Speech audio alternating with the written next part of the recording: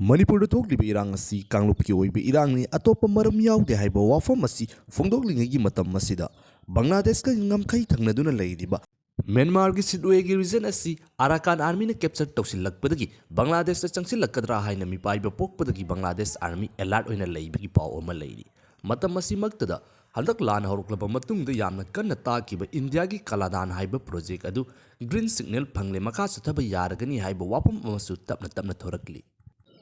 Kwai pumnamak Nganba Khuman anauba video amada amukka hana taramnu chiri ngasigi video asida hauzik Bangladesh amasung Myanmar ga ngamkai oiriba mafamsing asida nauna lakleba onbasing asi yengbinasi Myanmar da leiriba Arakan frup ki miyoising natragana makoigi damakta lan hauriba Arakan army hairiba kangbu asiga India gi oina matam kuinedagi ngasi fawbi oina lakiba journey asigi matangda khara khangbinasi अहानबदा हौजिक India अमसुंग बांग्लादेश हाइरिबा country निगी मरी असि अदुकी मतिक यामना फत्तबा फिबम अमदा ngasi leiribani Turkey saba vector drone India की territory manung danga hak leitena paisilak asi uvo fanglakpadagi India की leiriba security sing asi high alert thamlibani military की oiba hiramda kaktana tana hौजिक trade war fawba country ani की marak sida yamna kanna chathanaribani masigumloba fibam asida ikang khangaudana Bangladesh amasung Myanmar ga thangnariba Myanmar gi mafam sing asida Arakan state based tauba Arakan army singi maikeri ikang kangaudona capture tawsilakpadagi Bangladesh army asi hauzik mipaibana mafam asida misam praja sing chatuk chasin tawbigano haiduna alert lautoktuna border seal tawduna yamna kana leiri makoina hauzik khwaidagi yamna kiriba si Arakan army hairiba Myanmar da based tauba group asina Bangladesh da leiriba Buddhist sing asibu tathi taoina tawbire haiduna Buddhist sing na leiriba mafam sing asida sangsilaktuna capture tawsilakadra haiba wafam asini India ga yamna kanna muknaringaida Bangladesh ki border oiba mafam asida Arakan army singna changsilakliba asi India gi mari yaurabra haiduna India gi oina leiba oza kaya amagi maikaidi ki yamna kanna hangnarakli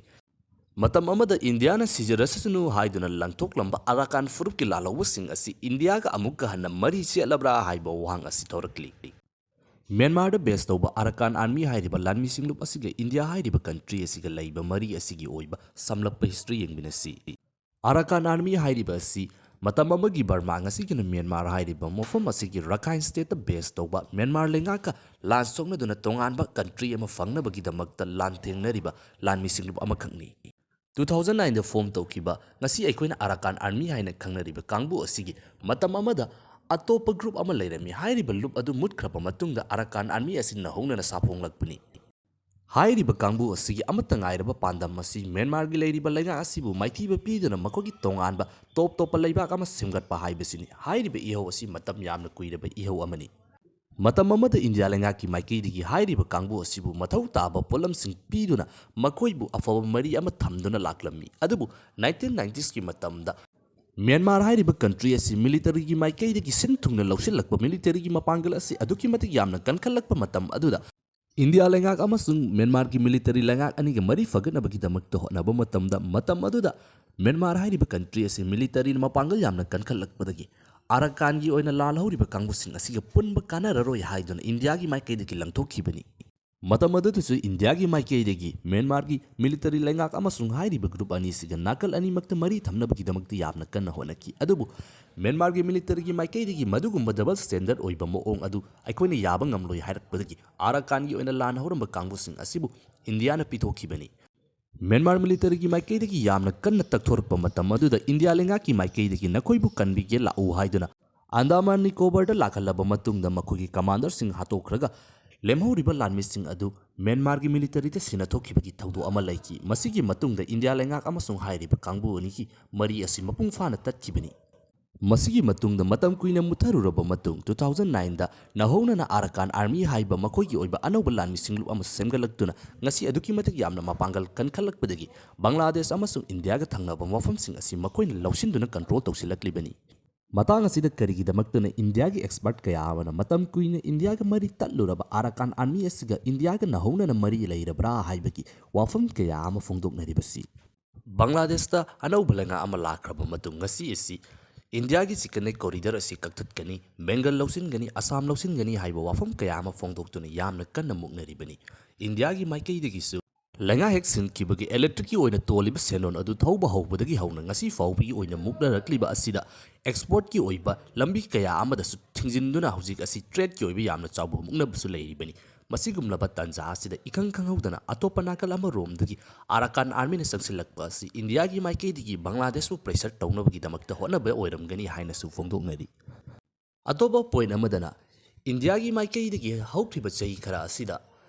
north eastern state ꯑꯃꯁꯨꯡ mainland ꯏꯟꯗꯤꯌꯥꯒ connect ꯇꯧꯗꯨꯅ ꯂꯩꯔꯤꯕ chicken neck corridor ꯑꯁꯤ ꯐꯥꯎꯗꯨꯅ ꯆꯠꯄ ꯑꯁꯤꯗ ꯈꯨꯗꯣꯡꯊꯤꯅꯤꯡꯉꯥꯏ ꯑꯣꯏꯕ ꯑꯃꯁꯨꯡ ꯃꯁꯤꯗ ꯆꯠꯊꯣꯛ ꯆꯠꯁꯤꯟ ꯇꯧꯕ ꯑꯁꯤꯅ ꯍꯦꯟꯅ ꯄꯩꯁꯥ ꯇꯤꯡꯕ ꯑꯃꯁꯨꯡ ꯃꯇꯝ ꯃꯥꯡꯕꯒꯤ ꯑꯣꯏꯕ ꯃꯔꯝ ꯑꯃ ꯆꯥꯎꯅ ꯂꯩꯕꯅ ꯃꯁꯤꯕꯨ ꯕꯥꯏꯄꯥꯁ ꯇꯧꯅꯕꯒꯤꯗꯃꯛꯇ ꯀꯂꯥꯗꯥꯟ ꯄ꯭ꯔꯣꯖꯦꯛ ꯍꯥꯏꯕ ꯑꯃ ꯂꯧꯈꯠꯂꯛꯈꯤ꯫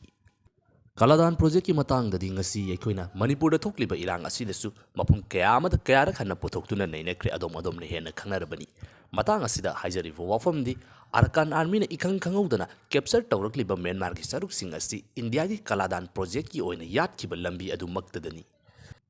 ꯃꯁꯤꯗ ꯑꯃꯨꯛꯀꯁꯨ ꯍꯦꯟꯅ ꯏꯟꯇꯔꯦꯁꯇꯤꯡ ꯑꯣꯏꯕ ꯋꯥꯐꯝ ꯑꯃ ꯍꯥꯏꯕ ꯇꯥꯔꯒꯗꯤ ꯏꯟꯗꯤꯌꯥꯒ ꯌꯨꯝꯊꯪꯅꯗꯨꯅ ꯂꯩꯔꯤꯕ ꯆꯤꯟ ꯁ꯭ꯇꯦꯠ ꯑꯁꯤꯒꯤ ꯃꯐꯝ ꯈꯔꯗ ꯆꯤꯟ ꯅꯦꯁꯅꯦꯜ ꯑꯥꯔꯃꯤꯅ ꯀꯟꯇ꯭ꯔꯣꯜ ꯇꯧꯔꯝꯕ ꯃꯐꯝ ꯈꯔ ꯅꯧꯍꯧꯅꯅ ꯑꯥꯔꯥꯀꯥꯟ ꯑꯥꯔꯃꯤꯅ ꯆꯪꯁꯤꯜꯂꯛꯄ ꯃꯇꯝꯗ ꯀꯂꯥꯗꯥꯟ ꯄ꯭ꯔꯣꯖꯦꯛꯀꯤ ꯂꯝꯕꯤ ꯇꯥꯕ ꯃꯐꯝ ꯈꯔ ꯑꯁꯤ ꯃꯈꯣꯏꯅ ꯂꯧꯁꯤꯟꯗꯨꯅ ꯃꯗꯨꯗꯒꯤ ꯃꯈꯥ ꯇꯥꯅ ꯂꯧꯁꯤꯟꯗꯨꯅ ꯑꯦꯔꯤꯌꯥ ꯑꯗꯨ ꯗꯣꯃꯤꯅꯦꯠ ꯇꯧꯗꯨꯅ ꯂꯩꯕꯒꯤ ꯃꯃꯤ ꯑꯃ ꯎꯔꯤ꯫ ꯏꯟꯗꯤꯌꯥꯒꯤ ꯃꯥꯏꯀꯩꯗꯒꯤ ꯌꯥꯝꯂꯕ ꯁꯦꯟꯐꯝꯁꯤꯡ ꯊꯥꯗꯗꯨꯅ ꯑꯆꯧꯕ ꯄ꯭ꯔꯣꯖꯦꯛ ꯑꯃ ꯑꯣꯏꯅ ꯆꯠꯊꯔꯛꯈꯤꯕ ꯀꯂꯥꯗꯥꯟꯒꯤ ꯄ꯭ꯔꯣꯖꯦꯛ ꯑꯁꯤ ꯃ꯭ꯌꯥꯟꯃꯥꯔꯗ ꯏꯈꯪ ꯈꯪꯗꯅ ꯊꯣꯔꯛꯂꯤꯕ ꯏꯔꯥꯡ ꯑꯁꯤꯅ ꯃꯔꯝ ꯑꯣꯏꯗꯨꯅ ꯃꯈꯥ ꯇꯥꯅ ꯆꯠꯊꯕ ꯉꯝꯗꯅ ꯂꯥꯛꯈꯤꯕꯅꯤ꯫ ꯑꯗꯨꯕꯨ ꯍꯧꯖꯤꯛ ꯀꯂꯥꯗꯥꯟ ꯄ꯭ꯔꯣꯖꯦꯛ ꯑꯁꯤ ꯃꯈꯥ ꯇꯥꯅ ꯏꯟꯗꯤꯌꯥꯒꯤ ꯐꯦꯚꯔꯗ ꯂꯥꯛꯄꯒꯤ ꯃꯑꯣꯡ ꯑꯃꯗ ꯂꯩꯅꯔꯦ ꯍꯥꯏꯗꯨꯅ ꯏꯟꯗꯤꯌꯥꯒꯤ ꯃꯐꯝ ꯀꯌꯥ ꯑꯃꯗ ꯂꯩꯕ ꯑꯦꯛꯁꯄꯔꯠꯁꯤꯡꯅ ꯐꯣꯡꯗꯣꯛꯅꯔꯤ꯫ ꯃꯇꯝ ꯑꯃꯗ ꯏꯟꯗꯤꯌꯥ ꯂꯩꯉꯥꯛꯀꯤ ꯃꯥꯏꯀꯩꯗꯒꯤ ꯃ꯭ꯌꯥꯟꯃꯥꯔꯒꯤ ꯃꯤꯂꯤꯇꯔꯤꯒ ꯄꯨꯟꯕꯅ ꯍꯦꯟꯅ ꯐꯔꯒꯅꯤ ꯍꯥꯏꯗꯨꯅ ꯂꯪꯊꯣꯛꯂꯝꯕ ꯀꯥꯡꯕꯨ ꯑꯁꯤ ꯉꯁꯤ ꯏꯟꯗꯤꯌꯥꯒ ꯑꯃꯨꯛ ꯈꯨꯠꯁꯝꯅꯗꯨꯅ ꯏꯟꯗꯤꯌꯥꯒ ꯄꯨꯟꯕꯗ ꯀꯥꯟꯅꯔꯒꯅꯤ ꯍꯥꯏꯗꯨꯅ ꯊꯕꯛ ꯇꯧꯃꯤꯟꯅꯔꯕ꯭ꯔꯥ ꯍꯥꯏꯕ ꯋꯥꯍꯪ ꯑꯁꯤꯅꯤ꯫ ꯖꯤꯑꯣꯄꯣꯂꯤꯇꯤꯛꯁꯇ ꯃꯥꯒꯤ ꯀꯟꯇ꯭ꯔꯤꯒꯤ ꯑꯣꯏꯕ ꯏꯟꯇꯔꯦꯁ ꯑꯗꯨ ꯐꯪꯅꯕꯒꯤꯗꯃꯛꯇ ꯃꯔꯨꯞ ꯌꯦꯛꯅꯕ ꯍꯥꯏꯕ ꯑꯃꯠꯇ ꯂꯩꯇꯅ ꯊꯕꯛ ꯄꯥꯏꯈꯠꯅꯕꯒꯨꯝꯅ ꯉꯁꯤ ꯑꯩꯈꯣꯏꯅ ꯔꯦꯕꯦꯜ ꯒ꯭ꯔꯨꯞ ꯍꯥꯏꯅ ꯈꯪꯅꯔꯤꯕ ꯃꯁꯤꯒꯨꯝꯂꯕ ꯂꯥꯜꯍꯧꯔꯤꯕ ꯀꯥꯡꯕꯨꯁꯤꯡ ꯑꯁꯤꯁꯨ ꯃꯈꯣꯏꯒꯤ ꯏꯟꯇꯔꯦꯁ ꯑꯗꯨ ꯐꯪꯅꯕꯒꯤꯗꯃꯛꯇ ꯑꯃꯒ ꯈꯨꯠꯁꯝꯅꯕꯒꯤ ꯑꯣꯏꯕ ꯆꯠꯅꯕꯤꯁꯤꯗꯤ ꯑꯗꯨꯃꯛ ꯂꯩꯗꯨꯅ ꯂꯥꯛꯂꯤꯕꯅꯤ꯫ ꯍꯧꯖꯤꯛ ꯃ꯭ꯌꯥꯟꯃꯥꯔꯒꯤ ꯑꯣꯏꯅ ꯂꯩꯔꯤꯕ ꯂꯣꯏꯁꯤꯟꯕ ꯅꯥꯏꯗꯕ ꯀ꯭ꯔꯥꯏꯁꯤꯁ ꯑꯁꯤꯗ ꯃꯔꯨꯑꯣꯏꯕ ꯀꯟꯇ꯭ꯔꯤ ꯏꯟꯗꯤꯌꯥ, ꯆꯥꯏꯅꯥ ꯑꯃꯁꯨꯡ USA ꯑꯍꯨꯝ ꯑꯁꯤ ꯌꯥꯝꯅ ꯆꯥꯎꯕ ꯄ꯭ꯂꯦꯌꯔ ꯑꯣꯏꯅ ꯂꯩꯔꯤꯕꯅꯤ꯫ ꯃꯁꯤꯗ ꯏꯟꯗꯤꯌꯥ ꯑꯃꯁꯨꯡ USA ꯍꯥꯏꯔꯤꯕ ꯀꯟꯇ꯭ꯔꯤ ꯑꯁꯤꯗꯤ ꯀꯔꯤꯒꯨꯝꯕ ꯄꯣꯏꯟꯠ ꯈꯔꯗꯗꯤ ꯁꯥꯏꯠ ꯑꯃꯗ ꯄꯨꯟꯅ ꯂꯩꯃꯤꯟꯅꯔꯤꯕꯅꯤ꯫ ꯃꯔꯝ ꯑꯗꯨꯅ ꯃꯥꯟꯅꯕ ꯄꯣꯏꯟꯠ ꯈꯔꯗ ꯀꯟꯇ꯭ꯔꯤ ꯑꯅꯤꯁꯤ ꯌꯥꯅꯗꯨꯅ ꯈꯨꯠꯁꯝꯅꯗꯨꯅ ꯊꯕꯛ ꯇꯧꯔꯕ꯭ꯔꯥ ꯍꯥꯏꯕꯒꯤ ꯋꯥꯍꯪ ꯑꯗꯨꯁꯨ ꯊꯣꯛꯅꯤꯡꯉꯥꯏꯗꯤ ꯑꯗꯨꯃꯛ ꯑꯣꯏꯔꯤꯕꯅꯤ꯫ ꯃꯥꯂꯦꯝꯒꯤ ꯑꯣꯏꯅ ꯈ꯭ꯋꯥꯏꯗꯒꯤ ꯆꯥꯎꯕ ꯗꯦꯃꯣꯀ꯭ꯔꯦꯁꯤꯅꯤ ꯑꯗꯨꯒ ꯃꯤꯂꯤꯇꯔꯤꯗ ꯑꯗꯨꯛꯀꯤ ꯃꯇꯤꯛ ꯌꯥꯝꯅ ꯃꯄꯥꯡꯒꯜ ꯀꯜꯂꯤꯕꯅꯤ ꯍꯥꯏꯔꯤꯕ ꯏꯟꯗꯤꯌꯥ ꯍꯥꯏꯔꯤꯕ ꯀꯟꯇ꯭ꯔꯤꯁꯤꯒꯤ ꯃꯅꯨꯡ ꯆꯟꯕ ꯁ꯭ꯇꯦꯠꯁꯤꯡ ꯑꯁꯤꯗ ꯂꯩꯔꯤꯕ ꯈꯨꯠꯂꯥꯏ ꯄꯥꯏꯕ ꯒ꯭ꯔꯨꯞꯁꯤꯡ ꯑꯁꯤꯅ ꯐꯥꯎꯕ ꯅꯦꯁꯅꯦꯜ ꯍꯥꯏꯋꯦꯗ ꯀꯌꯥꯃꯨꯛ ꯌꯥꯝꯅ ꯆꯥꯎꯔꯤꯕꯒꯦ ꯍꯥꯏꯕꯗꯨꯗꯤ ꯑꯩꯈꯣꯏꯅ ꯍꯦꯟꯅ ꯈꯪꯅꯔꯕꯅꯤ꯫